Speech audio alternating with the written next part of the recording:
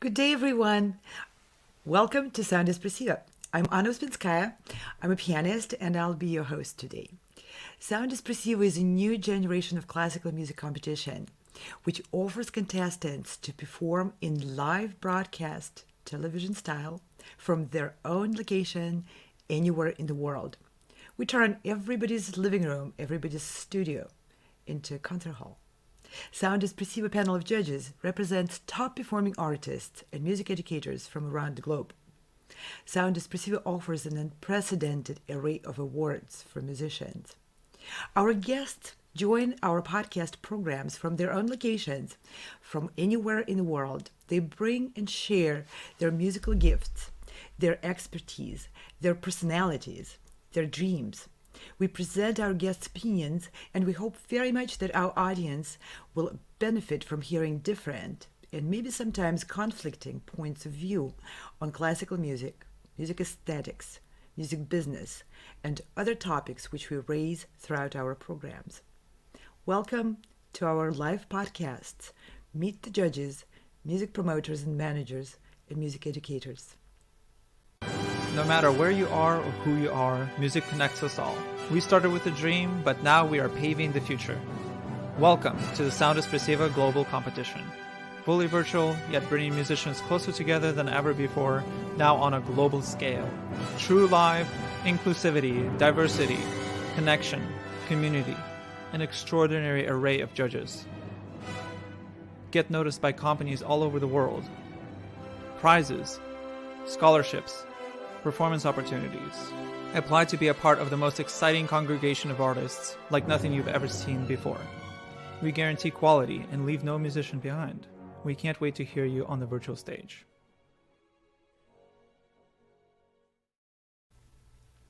In our podcast today, we would like to introduce a company, iClassical Academy, which offers online, fully rounded educational curriculum, which is a tremendous source of vetted and proven knowledge in the music industry. The courses are both academic and practical for professional musicians, as well as for students, amateurs, and music lovers. The courses are also built in close collaboration with some of the most respected and leading professionals in the field.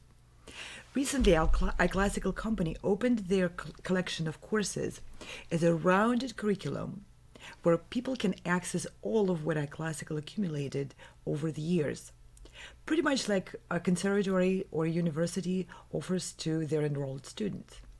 iClassical Academy is a big supporter of Sound Espressivo competition.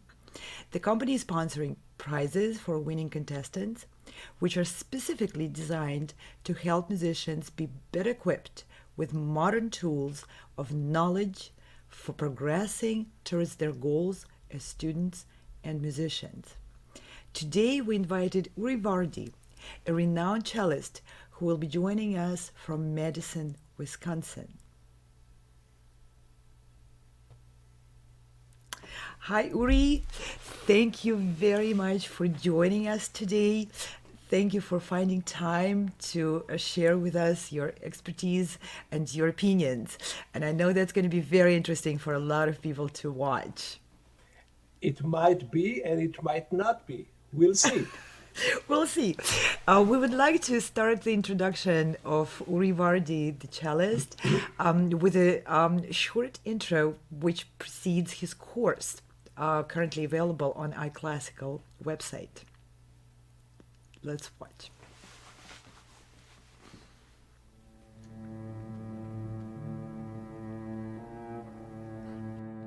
You really have to sense. Don't think.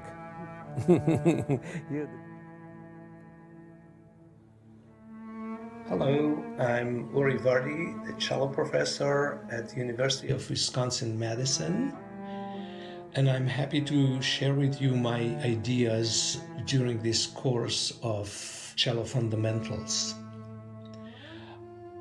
These ideas have developed during my 50 years of teaching cello and were videotaped during one of my summer institutes, Your Body is Your Strad. Stradivarius. A lot of the principles are influenced by my affiliation with the legendary cellist Janos Starker, who I was fortunate enough to study with in the 70s. And they are also influenced by my experience as a certified Feldenkrais practitioner, which relates to the understanding of how we experience things on the somatic level, not only on the cognitive level.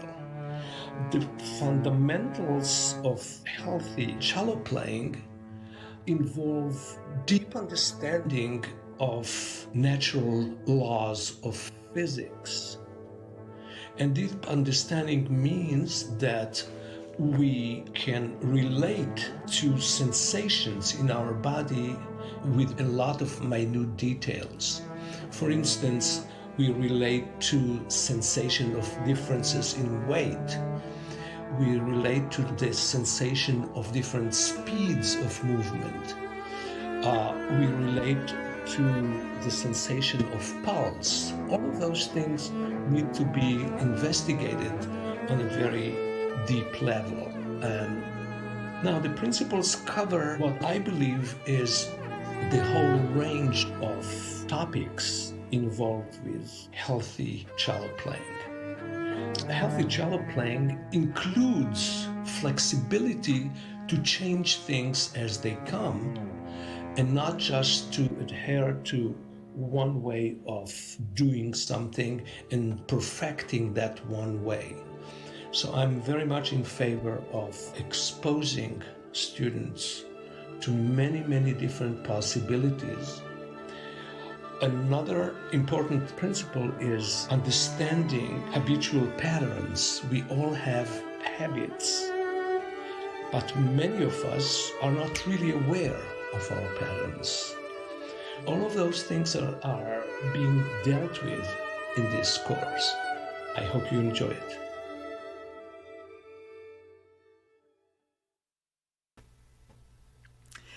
Yeah, the flexibility and being open to change is something extraordinary in need today.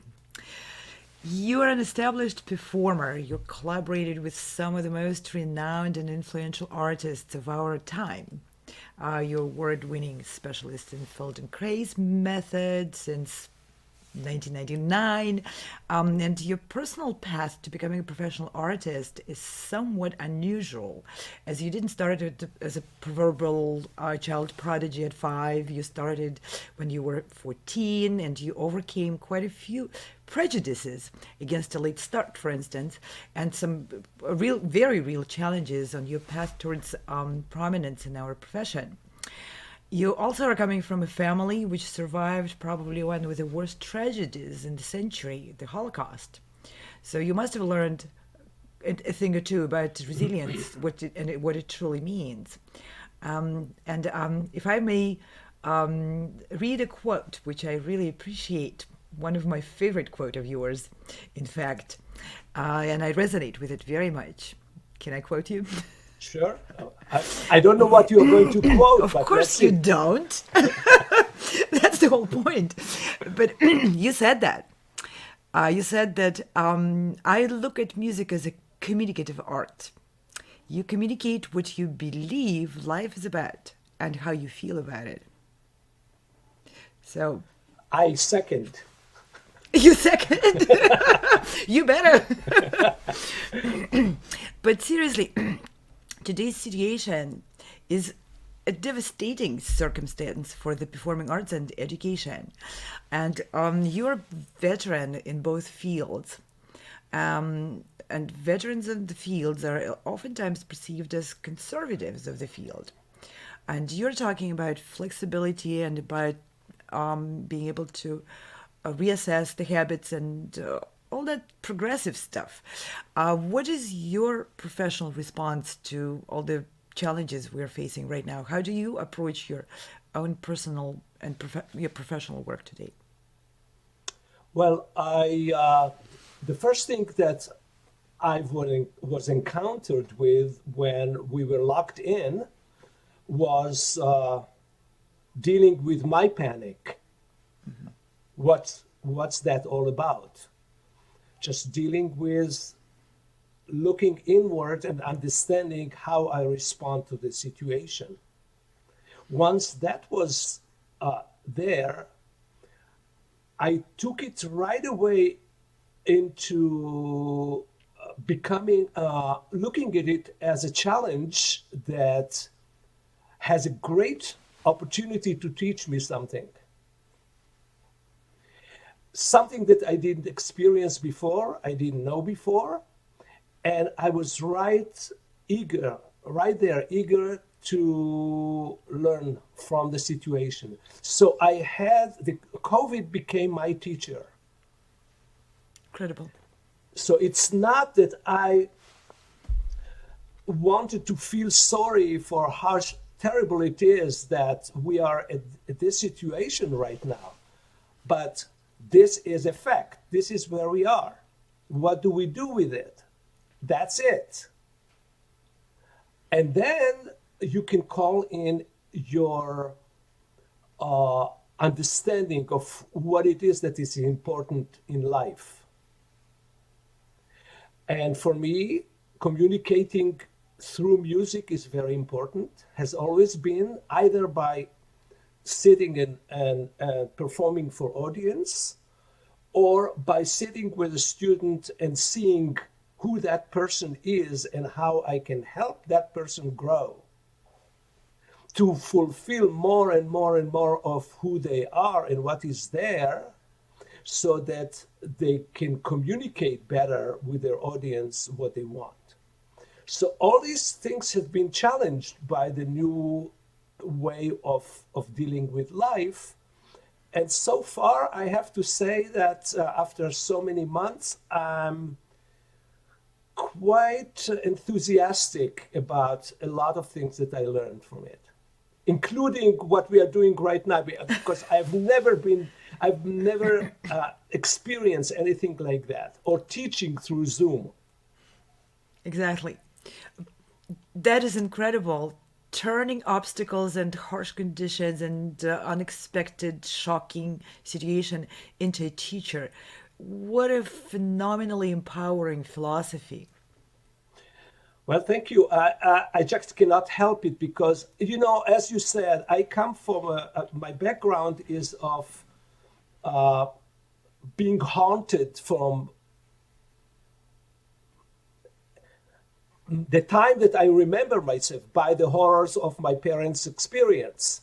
Right. So that was part of my upbringing and who I am. And finding ways to make sense of a world that had something like that in the Absolutely.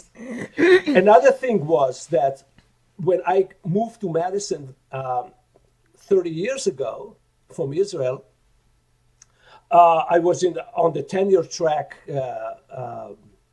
program here at the university, and about 3 years into the tenure track, a chiropractor actually injured me.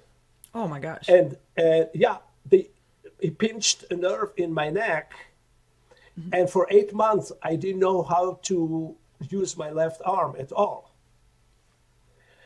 And oh my God, that's this devastating. Is my tenure track. I'm not going to make it. It's I'm so poor. No, I refuse to go there. After a few days of really assessing where I am, luckily somebody actually introduced me to Feldenkrais. And luckily there was a wonderful Feldenkrais teacher in Milwaukee, about an hour and a half from Madison, that I started going to see.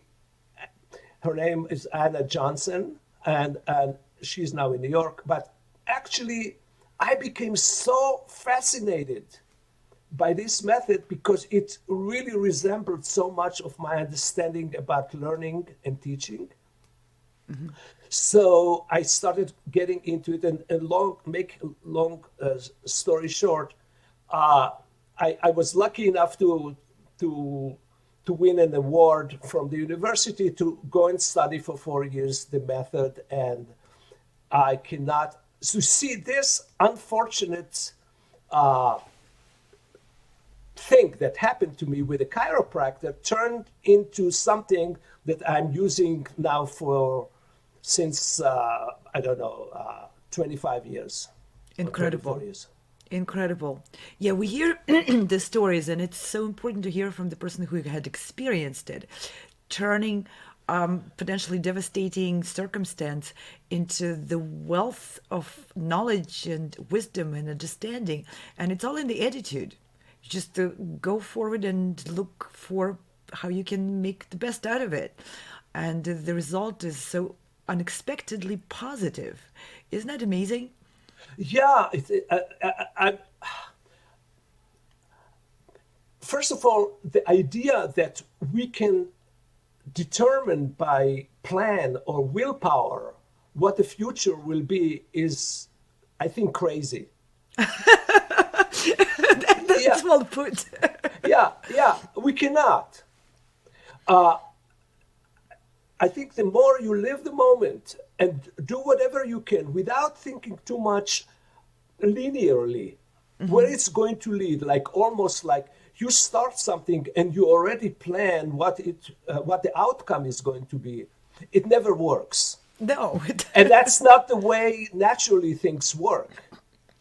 And this is where Feldenkrais, the philosophy, my whole philosophy is the teachers usually who try to determine whether this talented student is going to end up being whatever they think that student should be is, I think, criminal.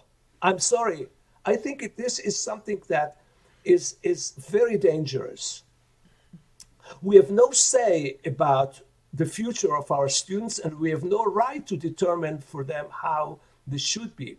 What we can do is being very curious in the student and their makeup and seeing what is there, and then joining the journey with a student to see how they can grow and how they can discover more of themselves that they don't know yet. Incredible. That's This really brings me to my next question. Okay. And that is about the competitions, their role in musicians' careers, in musicians' forming of who they are and how they continue with their art, and the whole scope of it, the judging principles and the influence of the competitions and what they mean for the development of the musician. I don't even want to keep asking the questions because I know you'll have a wealth of answers. But my question is, in general, what are your thoughts on that? Maybe I'll ask you to clarify a little bit more please. the question, even though you want to keep it more general. What it is that you want me to share about my idea about competitions in general, about what happens during competitions as being part of the judges myself, or having gone through competitions. Let's start with how you view competitions can be helpful / potentially harmful to the contestants and to the musicians' development. Okay, so my idea, I look at competitions as a small part of the musician's growth. I know a lot of teachers who prepare students for competitions. That's their role. A lot of from my perspective, and I might say something that I will regret later, but I will say it anyway. I think a lot of teachers really want to strive on how many winner students they have produced. And I'm not one of those teachers.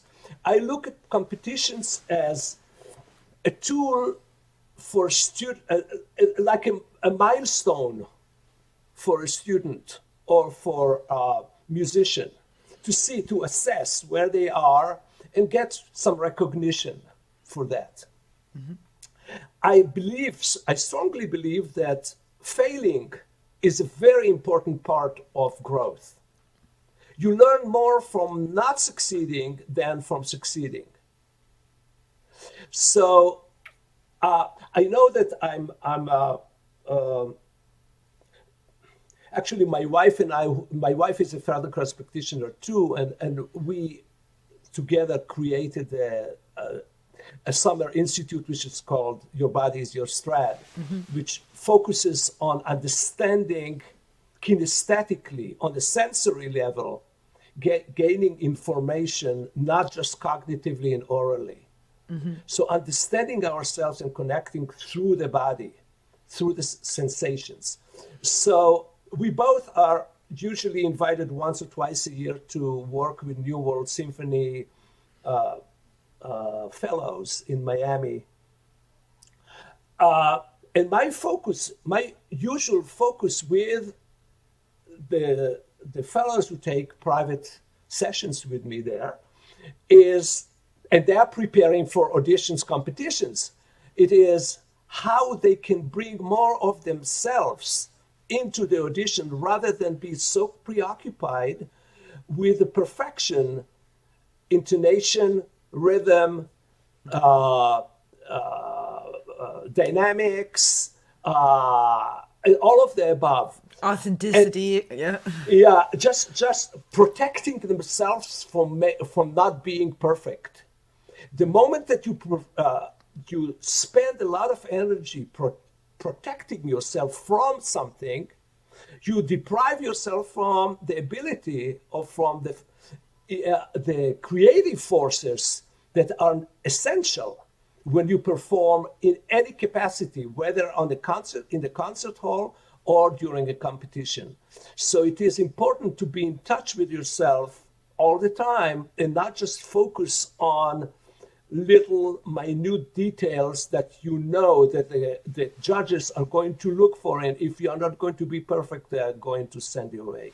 And by the way, I would like to add to this that we hear over and again from the most established musicians like yourself and most experienced judges that this minute detail of fulfilling someone's fantasy of what's perfect is not what the judges are even looking for. I know that some judges do look for it. I've been in juries, there were some judges, but it doesn't really matter. I mean, I constantly think about saying that perfection is the enemy of excellence. Absolutely. I mean, excellent is good enough. You don't have to be perfect. Once you try to be perfect, you're constantly in a struggle not to make mistakes, and then you don't have much availability for creativity. Yeah, and besides, you're trying to fulfill some standard of perfection, which is not even agreed upon across the board of musicians and styles. It's a confusing field, and you're right, it deprives people of the freedom to be themselves and to find the unique artistic representation of what they have and nobody else has. By definition, everyone is born unique. Instead, trying to be objective in the art is just like a oxymoron. Absolutely. I'm not saying, look, the perfection of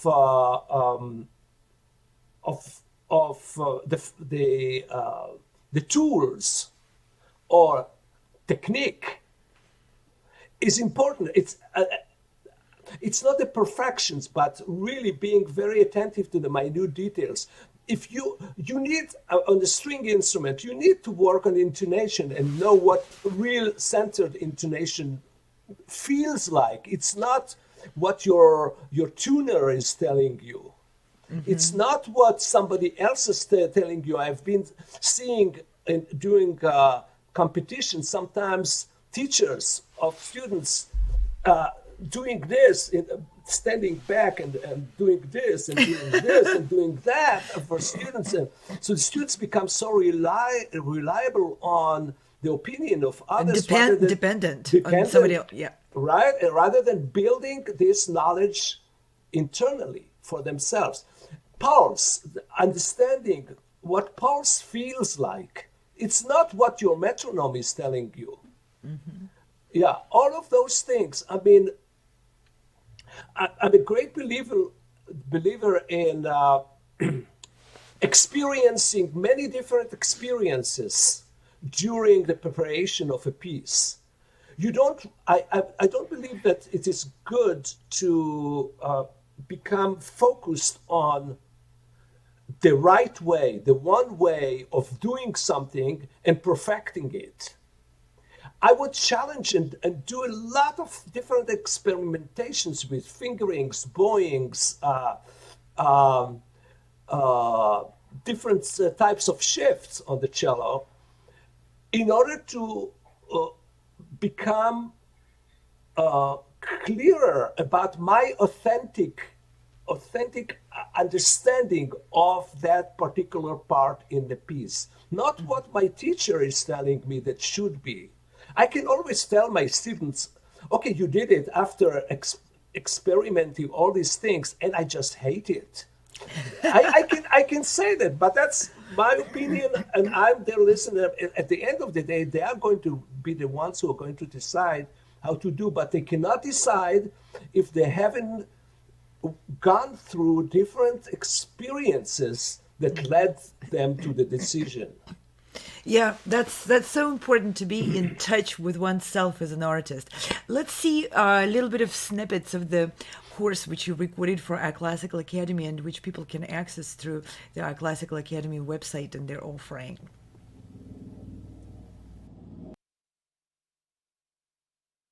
You always lean this way, or you can lean also this way, so that it will be close. Lean. Okay, can you put your hand under my chin, and I'll just lean. So the whole weight of my is on your hand. Let's see if I can feel the same with you, so that your weight. No, don't press. Don't press. Just lean. No, you're still pressing. Yeah. Okay. That's. No, but lean, really rest. It's like you go to rest. This is the resting point. And feel this. And here, this is the base of your skull. So look at the relationship between this area here and the chin. And you can push the chin forward now. The chin will go forward. This shortens here. You feel how this is very short? Now go with the chin closer to your chest and lengthen it here. So make this longer here now, but don't push. Just change the position. Good. And now again the other way. Another way. Good. Very good. And now back, lengthening back here. No, don't press. Don't press. Just breathe normally. Okay. You see the head, what we want is that the head will move very, very freely here. So from these two different positions, which one do you think that you're more comfortable with? This one. This one? Yes. Forward. No. Yes, this. So This one more comfortable. No, it's not more comfortable, but this is what you do.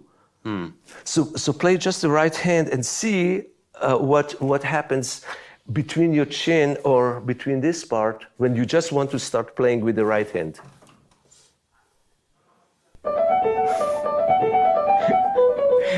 It's fantastic because you're already not doing what you did before. You're already not doing what you did before. And this position is the most horrible one. I don't know how people can even continue to think with a position like that, because it just blocks everything. Painful to imagine. But it's so fantastic that they are doing it, because it's such an access point for learning. But most people are not aware of their habitual patterns. And just becoming aware. I'll give you an example. Anna, could you interlace your fingers? Yes. Is your left thumb above the right? Yes, or the right? it is, sir. Can And you- putting it, oh yes, I can, but it's not easy. It's not easy. How does it feel? It's not you. No, it's But not me. but that's you too. I mean, Yeah. and a lot of people, their habitual makeup of in the central nervous system is like that. Most people don't care and don't know that this is the case. And there's so many things that we do that we are not aware of. And the point is not really to figure out or find out what it is that we are doing and correct it. It's not about correcting. It's about becoming aware and what other possibilities are there, and then choose whether you want the first one or the other one. Exactly. And when you play, you will hear right away that when you do something slightly differently with your habitual use of your organization of the body, the sound and the expression that you're going to produce is going to be different. Of course it is. When I put my hands this way, that feels like I'm playing a five voices box fugue. Yeah. So that's the whole point, and that was, by the way, this is not part of the course. I mean, this is what you showed is part of some master classes that I was giving in Italy for iClassical at the time. The course is a new thing that relates only to cellists. What we did there in that experiment is working with a wonderful Turkish pianist on different ideas how to improve, so iClassical have also some sample master classes and the course that they've just introduced a few weeks ago. Let's see one more sample, and maybe we'll come back with a few comments about that. Okay.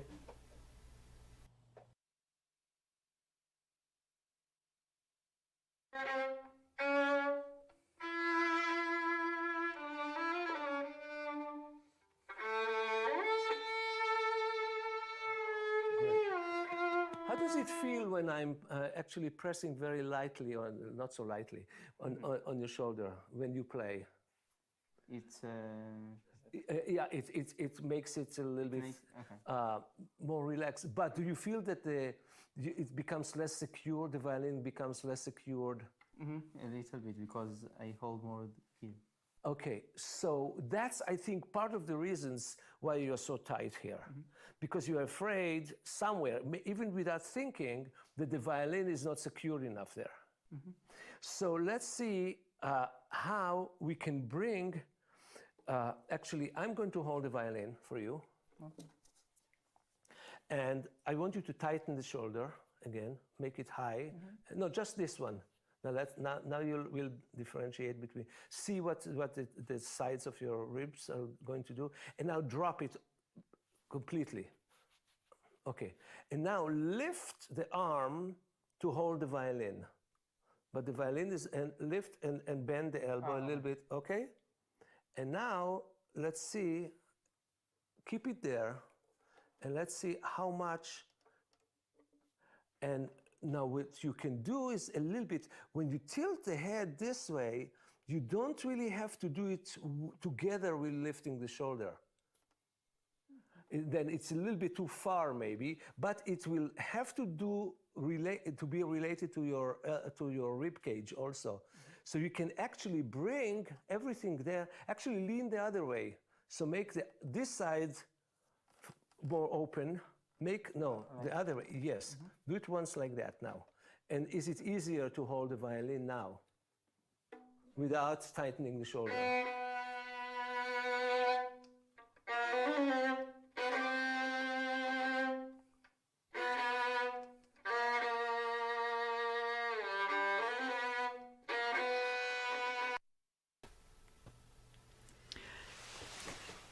This really brings me to asking you one of uncomfortable questions of today.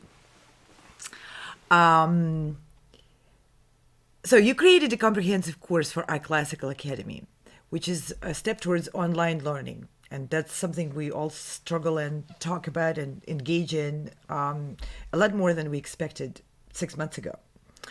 And one of the very hot topics at the moment in the musical community, and for the majority of professional musicians, is this. Can our art actually be taught and learned effectively through online methods and materials? If at all. What do you think about it? Okay. That's a that. How did you start your question? You started with something on what did you say? You created a course which is No, intended for But online. you said something that it can be provocative, or what did you say? You said It's a hot something- topic. Hard topic. Okay, and actually, I love hard topics because this is what I mean. The COVID is a very hard topic. Now, I myself would never have imagined myself teaching online. I've never done it before COVID. I refuse to do it. I know a lot of my colleagues have done it. Even with New World Symphony, they wanted us to do stuff online also, and we refused before COVID. And why is that so? Because I rely a lot, as you could see during those little snippets of master classes that I gave for iClassical, I use a lot of the sensory kinesthetic understanding to portray an idea for the student that they do not have to process intellectually or orally. They just allow their body to gain access to the data which is required there. Yeah, and that's exactly why I'm asking you. Yeah. about it. I'll get there. It's just hold on for a minute. So you see, because I see access points always to teach a student something that they don't know yet. And the access points sometimes have to do with kinesiology, with kinesthetics, with sensory. So by me putting my hand there and getting them to experience different experiences, they learn from it. Now, you cannot do it on Zoom, but I discovered actually that you can do it on Zoom. Because right now, when I'm teaching all my courses, I do on Zoom. All of my students get their lessons on Zoom. But now if I see something, I can have them touch themselves with the other arm where I would put my hand. And they can make connections between different parts and relate to those connections and be astonished at the difference that it makes when they do that. So I learned a lot from it, and I'm not that fanatic anymore about not teaching on Zoom. And this is what actually I'm explaining to you over Zoom now. Well, this is not Zoom. No, We are not Zoom. Sorry. This is an insult to our platform to call it Zoom. Okay, sure. Oh, not how Zoom, dare not you? Zoom. Yeah, I'm We sorry. are so Please. opposite Zoom. Forgive me. Okay. I'll try. Okay. So, but what I'm saying, that's the whole point, because it opens up new venues for me. I don't believe that the future of teaching classical music is through virtual learning. I definitely think that virtual learning can become a fantastic tool to broaden the understanding and experience of both students and teachers and performers also. So I'm very, very open-minded about it, and myself, I'm challenging myself constantly to learn more about it. Incredible. I think we all need to take a Zoom session, like a global Zoom session, on the effectiveness of this attitude. Take the circumstance, go with it, use what you have, and you will never find out. You will learn what it is you'll learn. But one thing you know for sure, we will learn something we didn't know before. And that is something which we can, again, in turn, turn into more positive experience, more enriching experience. I think you need to teach the world this. Let's organize a global Let's do Zoom. it. But no Zoom. No, Zoom. no Zoom. No Zoom. No Zoom. No Zoom. Global non-Zoom. Non-Zoom. No, but Zoom is fine. Zoom is helping me a lot these days, and you know there will be sound through Zoom is not good enough yet, and this is for us musicians. Musicians, it's so important. But you know, when I teach, I have my students send me videos of their playing prior to each lesson. They learn from creating the videos also a lot. And then based on the videos that they send me, we both become our own teacher at that moment because they become their own teachers watching it. And then we can really discuss how to do it. And then we do it over Zoom. So there are so many different ways of dealing with that. Absolutely. I think we have one more sample to show our audience, and then we'll come back with comments. Anything bothers you with your playing? More control of what I do with the cello. More control? Yeah. So control is something that you feel that you lack. Yeah, maybe. And I think you have too much control. Yeah, really? I really think, I think for me, you're too preoccupied with controlling. Okay. It takes a lot of your focus in your playing, and I can see that you are very geared towards controlling, which is good in a way. Yeah. But I'm not so sure that this is the ultimate thing that you want, especially when you play Schumann, because Schumann is much more than controlling.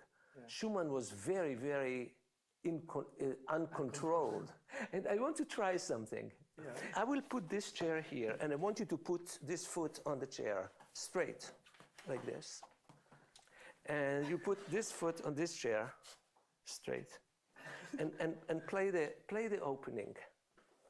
And see, I know that it will be a little bit strange because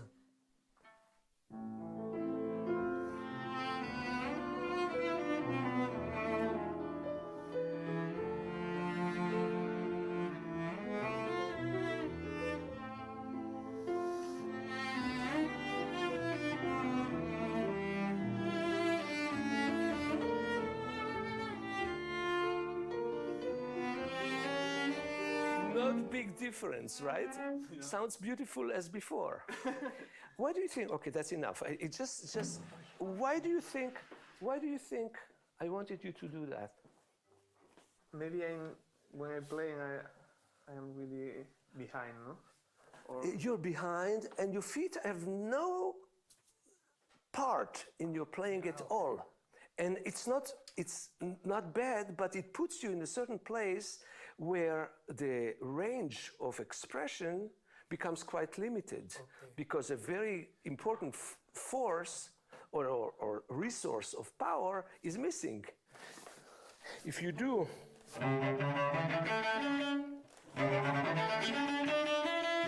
and you stay in this place, it will feel the same. But if you start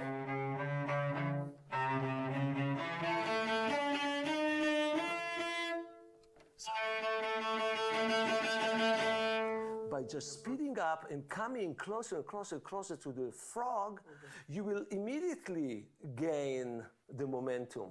But if you stay it's like digging, you know, dogs, how they dig in the sand? It's a little bit like that, rather than, try that once. No, so start really further up. Let's do it slowly. That you see, you don't let the arm really move on its own. No, start. No, start with less.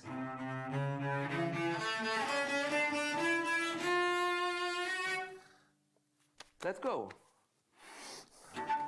And then you land. okay.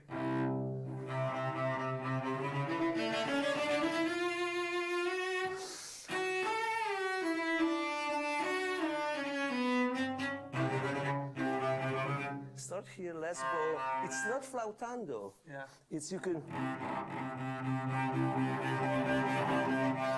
So you use less arm and more and more and more and more. No, but you do. When you get closer to the frog, you're tightening here. Let this. Whenever we are in this part of the bow, we use mostly for. Let go. Let's go here.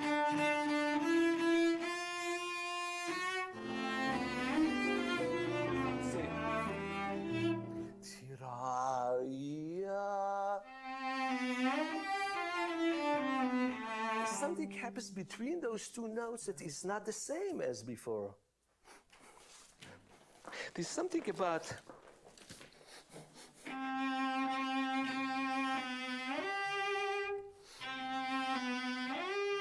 you could do in many different shifts, but there's something about the yearning to the G.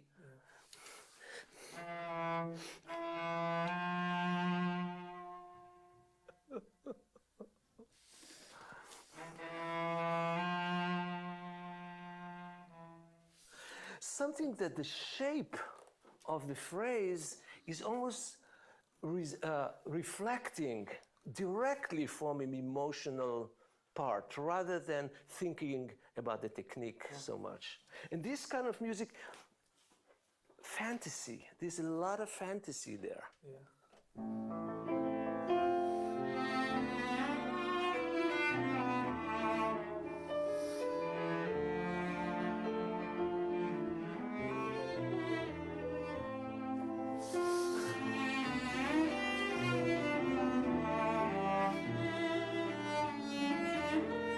We were shooting notes, the B flat, di do ra, yeah.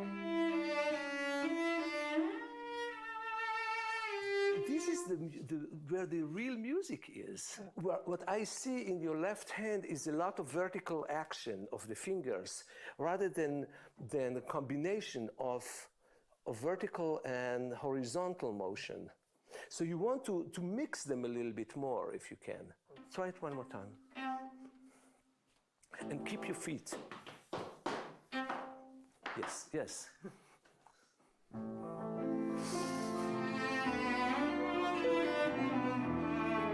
Don't work so hard.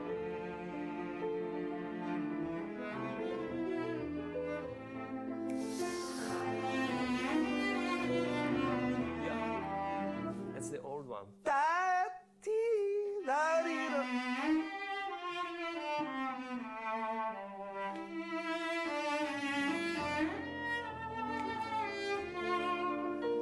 Now, do that? Do you realize that you do that?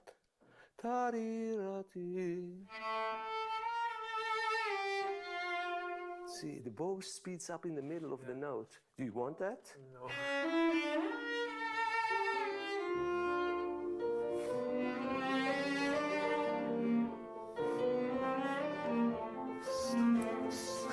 You see, that's an emotional moment. If you don't get emotional there, nobody in the hall is going to get emotional. Emotional moment, all about not just demonstrating and performing it, but actually experiencing the story in the moment.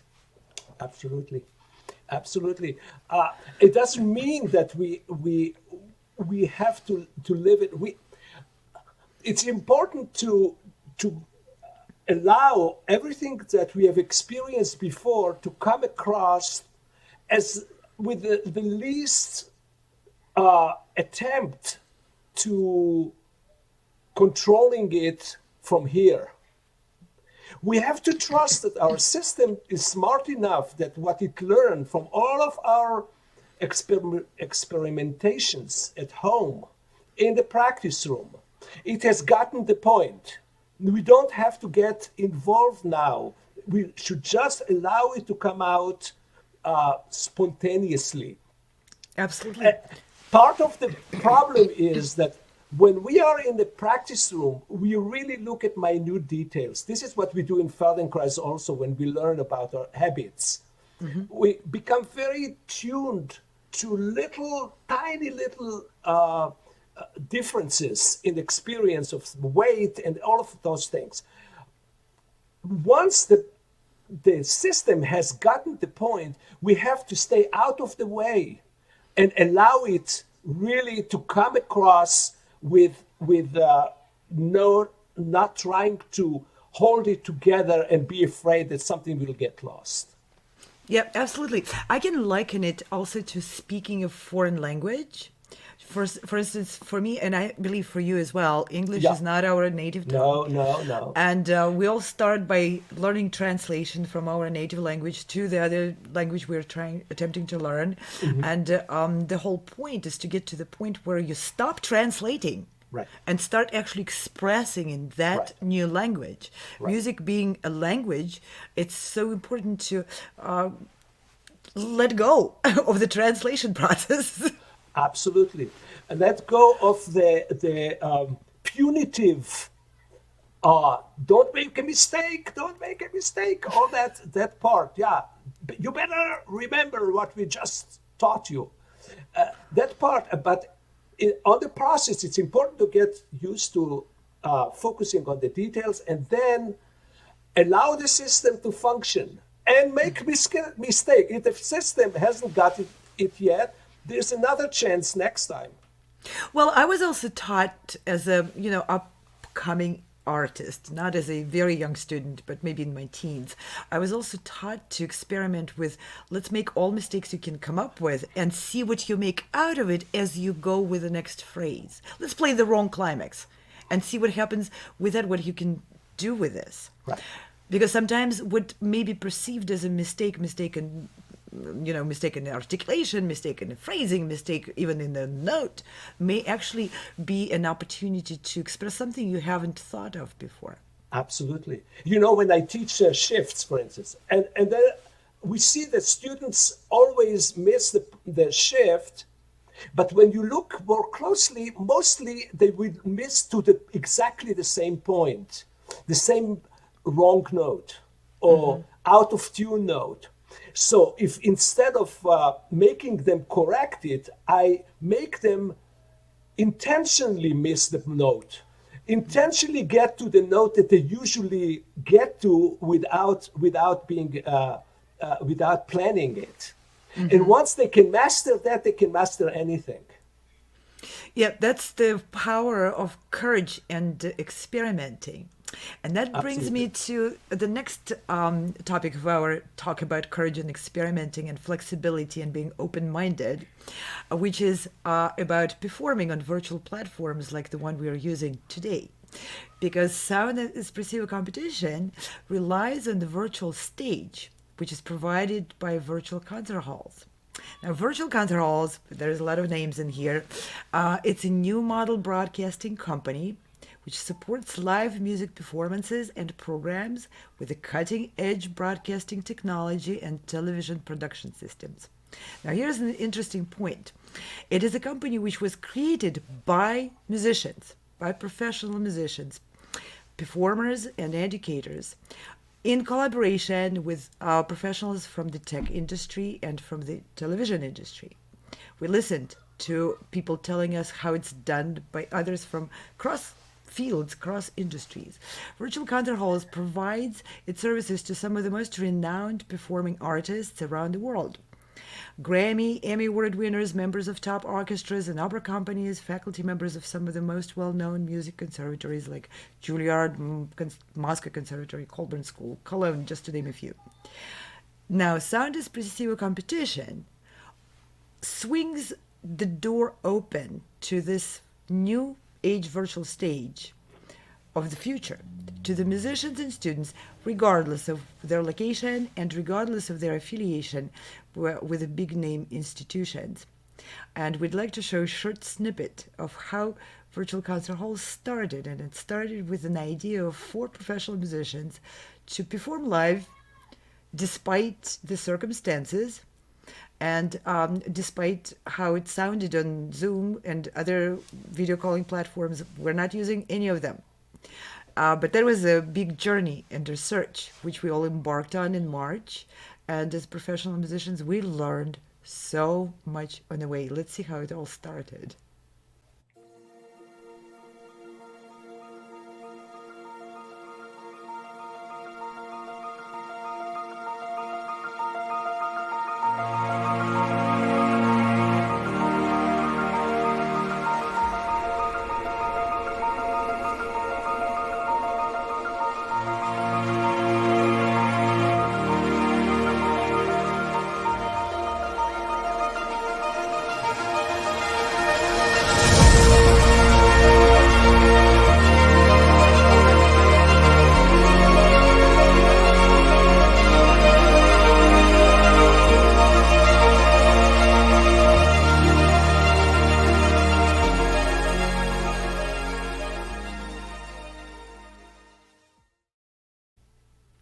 And now I'm going to ask you another hard question. I'm so glad Okay. you like them because that one is really hard. Many young musicians currently are seriously considering that they may have chosen a dead or dying profession. How do you respond to that? What do you suggest to young musicians about keeping motivated to continue preparing themselves for the career in performing arts, which pretty much currently cease to exist at the moment? What I would say that music is bigger than the current situation. Music has gone through a classic, what we call classical music or artistic. I don't want to go there because we can look at it. Music in general has gone through so much. It's just a small example. Bach, for instance, did not stay as prominent after his death as we know it these days. Mozart and Mendelssohn really kind of discovered Bach in many different ways and included his ideas into their compositions, and then it evolved long after Bach's death. Now the same applies here. I think music is a form of expression, of communication that I believe, in spite of all the distancing, social distancing, actually it is something that I believe people will strive to get involved with. The point is that the more we are involving real communicative elements in us, in the production of music, into making music, the more we're going to allow music to grow with time, rather than feel, again, defensive. Okay, nobody is interested anymore. It's kind of thinking in a pitiful way about us musicians. Of course, these days that we cannot perform in concert halls normally is very challenging. But here we are. We are trying different ways, and we are communicating this way. I definitely don't think music is a dead type of communication. The contrary, I think it has a great chance to keep growing, and with a more globalization of our connection, we can take in more and more different ideas from different cultures and bring it into our musical communication. I can't agree more. And I'm going to challenge you even more. Okay. We are right now using the platform, which is one of very few which are capable of producing the sound quality and the picture quality, which many people see as coming close, dangerously close, to being able to represent the real artistry of professional classical musicians. This is the very first time you're our guest, but I would like to invite you right there on air and ask you to give me your word that you're going to come back again and experiment and experience and try our platform, pick up your cello and play. That's a yes. That's Two a yes. thumbs, yes. I'm so honored, Uri. This is incredible because you're setting an example to many people who feel cornered, depressed, and like there is no way out. I should change my profession and go get a job in a nearby pharmacy or something, and discouraged and pitiful and very much sorry for ourselves. And you're setting such an energetic example, such a call to action to get ourselves together and look forward, do with our day what's the best to do today, and something good will come out on the other end. We just have to persevere. This is very encouraging, and I personally am very grateful to your energy. I feel it. Thank you for the invitation. Thank you so much. It was such a great pleasure to host you. And I'm counting on you coming back. We need more of this energy. Okay, thank you. And with this, I would like to thank our viewers And our supporters, the contestants and the judges and everyone who put their best energy in creating this opportunity for musicians to connect with the audience and with each other. And many thanks to people behind the scenes. Those you don't see, they are professional musicians too. They added completely new skills to their list of incredible skills they already had before the pandemic. And with hands of those people and their understanding, attention, and knowledge, this platform can go forward and host amazing musicians from around the world. And their opinions, you can hear, you can see them, you can feel their energy. Thank you all. See you again. Bye.